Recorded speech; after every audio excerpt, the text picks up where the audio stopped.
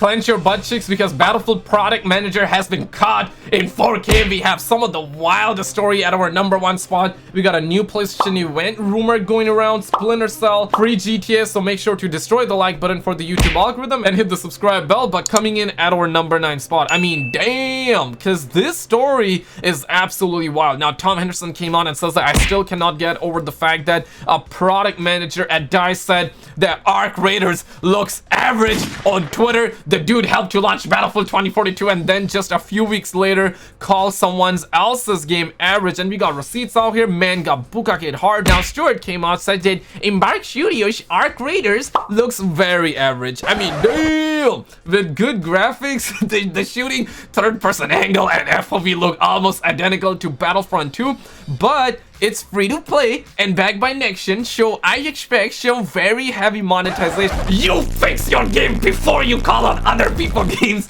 average. Now, I'm not saying that the man should not have opinions out here. Man is definitely entitled to his opinion, but damn, homie, like, he's out there wilding. He's trying to do helicopters with police, and the man has the audacity to talk about monetization. Did you forget that you're with EA? Did you forget that EA also released like those surprise mechanics out there? Get the F out, okay? And seriously though, Embark Studios Arc Raiders, I'm also not like mega hyped for the game, but let me just keep a $150. People out there throwing rocks at Battlefield, people out there throwing rocks at EA, and the man got the audacity to say that it explained nothing gameplay wise.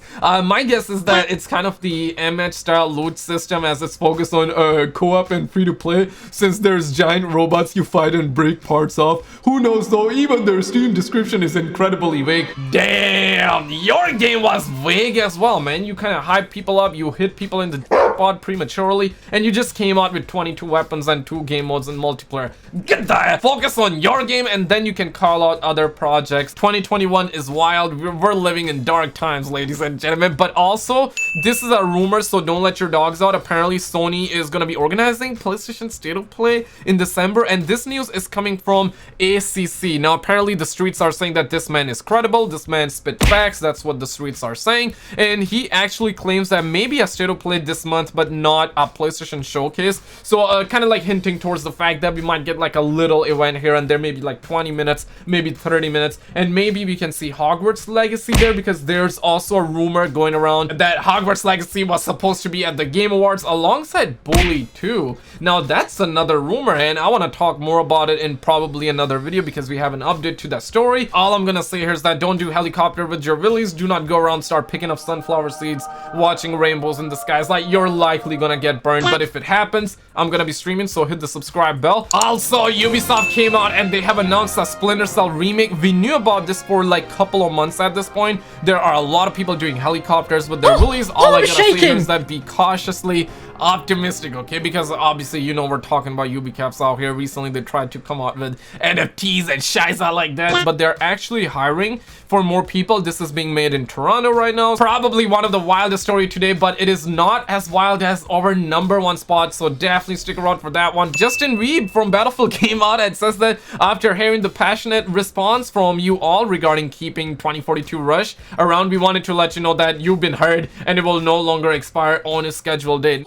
Now, first of all, I gotta clap up for these homies out here, and secondly, I'm like, come on, man, like, Rush is one of those core game modes that is supposed to be in the game, okay? Do not! This is good news. I'm not trying to throw a flashbang their way, but let me just keep a $150. Can a brother perhaps see game modes not getting cut and then being replaced and then shortly coming out as like a limited time game mode and then be adapted as a permanent game mode? Like, there's just so much hassle. Just put it in the goddamn game and leave it right there. And right now, they're walking in the Call of Duty devs' footsteps. I mean, even Call of Duty devs are drinking pone juice, they're constipated, and looks like that they're applying the same formula. I'm like, come on, man. Also, another doozy just happened. 64-player Conquest and Breakthrough are now available for a limited time. I mean, damn, homie. Can a brother perhaps get these modes be permanent? Because listen, right now, a lot of people are loving Rush, people are loving Breakthrough, 64 players, and it would be awesome to see those modes be permanent in the game. Let's be real, the game only got 2 modes out here. People are catching ED after hearing about 22 weapons in the game. I mean, damn, okay? Keep these modes permanent, and a lot of people might fire dopamine, because right now, everybody's like everybody's screaming their nipples off. Even Westy was caught in the situation. Please make this permanent. I like high FPS. And yeah, man, homies love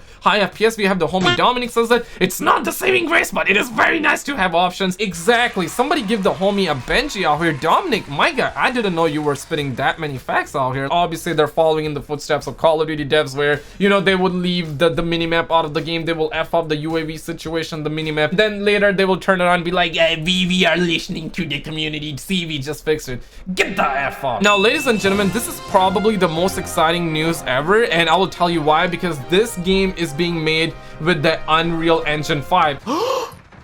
Oh my god! If you have been around the VIP lounges, you know that I was saying that, man, our grandkids are gonna be enjoying Unreal Engine 5 with that GTA 7 graphics, because in our lifetimes, we're not gonna see a full-blown game with Unreal Engine 5. That is years away, okay? But apparently not. So DrDisrespect just announced Midnight Society. That's a new dev team, along with Robert Balling. My god, this man made Modern Warfare 2. He was there with Modern Warfare 3 and then kind of pieced out because he didn't want to make Benjis with Activision, and they just announced the fact that they're hiring and they're working on this game. They're saying that they also got several key hires still not announced as they wrap up their current roles. Maybe they're gonna be piecing out from Ubisoft, maybe they're gonna be piecing out from Activision, EA, because recently a lot of Battlefield devs are piecing out. We also have Activision just firing their devs. They're trying to bukake them, and the situation is kind of tough. Rockstar Games came out, and you can see that this is some wild situation. Now, back in my days, I feel like that every time I say back in my days, it makes me feel like that I'm like a boomer out there, but